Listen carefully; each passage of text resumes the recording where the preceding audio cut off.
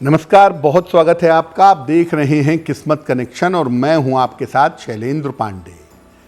पितृपक्ष का आरंभ हो चुका है और ये एक बड़ा महत्वपूर्ण अवसर है, बड़ा महत्वपूर्ण मौका है अपने पूर्वजों का आशीर्वाद प्राप्त करने का। आज हम आपको बताएंगे पितृपक्ष के बारे में, इसकी विशेषताओं के बारे में और इसके नियम और सावधानियों के बारे में।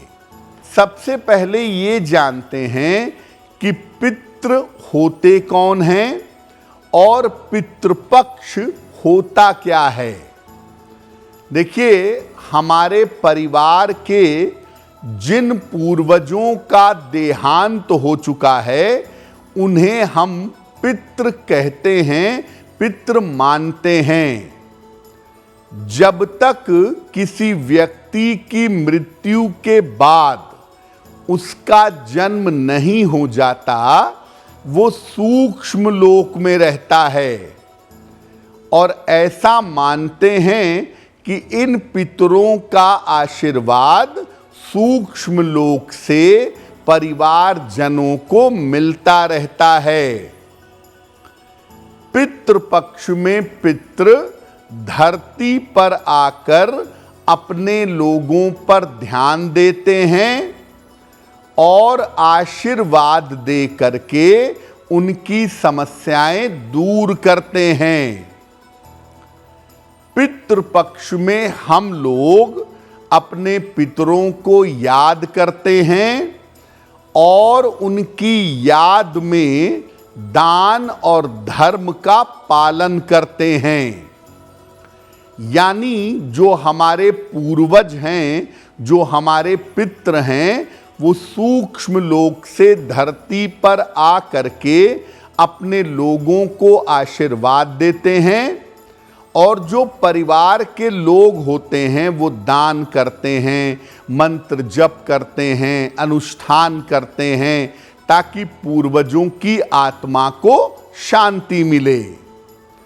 इस बार पितृपक्ष 18 सितंबर को शुरू हो रहा है और 2 अक्टूबर तक पितृपक्ष रहेगा, जिसके दौरान हमें पितृपक्ष के नियमों का पालन अवश्य करना चाहिए। अब ये जानते हैं कि पितृपक्ष में कौन से कार्य किए जाते हैं और किन प्रक्रियाओं का पालन किया जाता है। देखिए, पितृपक्ष में हम नियमित रूप से अपने पितरों को जल अर्पित करते हैं और ये जल हम देते हैं दक्षिण दिशा की तरफ चेहरा करके मध्य दोपहर के समय में। जल में काला तिल मिलाया जाता है और हाथ में कुश रखा जाता है। कुश ले करके और हाथ में जल में काला तिल ले करके ये जल अर्पित किया जाता है। जिस दिन पूर्वज के देहांत की तिथि होती है उस दिन अन्न और वस्त्र का दान किया जाता है और उसी दिन किसी निर्धन व्यक्ति को भोजन कराया जाता है। ऐसा करने से इसके बाद पितृपक्ष के काम समाप्त हो जाते हैं।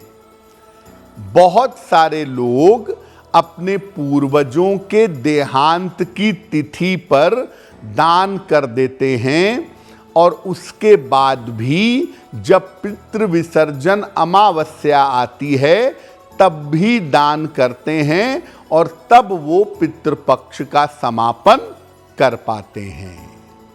अब आपको बताते हैं कि पितृपक्ष में किन किन सावधानियों का पालन करना चाहिए। देखिए, पितृपक्ष में दोनों समय स्नान करके अपने पितरों को याद करें। दोपहर के समय उन्हें जल अर्पित करें और शाम के समय उनके सामने धूप बत्ती और दीपक जलाकर उनसे प्रार्थना करें। कुतप वेला में पितरों को जल दें या तर्पण दें। बिल्कुल ठीक दोपहर का जो समय है वो कुतप वेला का समय है। इसी वेला में तर्पण करना चाहिए। इस समय में तर्पण करने का विशेष महत्व है। तर्पण जब करेंगे तो हाथ में कुश ले लेंगे और जल में काला तिल मिला लेंगे। तर्पण में कुश का और काले तिल का विशेष महत्व है। इनके साथ तर्पण करना ज्यादा बेहतर होता है। जो कोई अपने पितरों को जल दे रहा है, उनका तर्पण कर रहा है, पितृपक्ष का पालन कर रहा है, उसे पितृपक्ष में केवल एक समय सात्विक भोजन ग्रहण करना चाहिए और पितृपक्ष में सात्विक आहार खाइएगा। प्याज, लहसुन, मांस, मदिरा का प्रयोग पितृपक्ष में मत करिएगा। जहां तक संभव हो पितृपक्ष में दूध का प्रयोग भी कम करना चाहिए। वैसे तो आश्विन का महीना है और आश्विन में आयुर्वेद के अनुसार भी दूध का प्रयोग कम करना चाहिए। पितरों को हल्की सुगंध वाले सफेद फूल अर्पित करने चाहिए। तीखी सुगंध वाले फूल वर्जित हैं। दक्षिण दिशा का विशेष महत्व है। दक्षिण दिशा की तरफ चेहरा करके पितरों को तर्पण कीजिए और पिंड दान करिए। पितृपक्ष में अपने पूर्वजों की आत्मा की शांति के लिए रोज भगवत गीता अगर आप थोड़ी थोड़ी भी पढ़ें तो बहुत अच्छा होगा।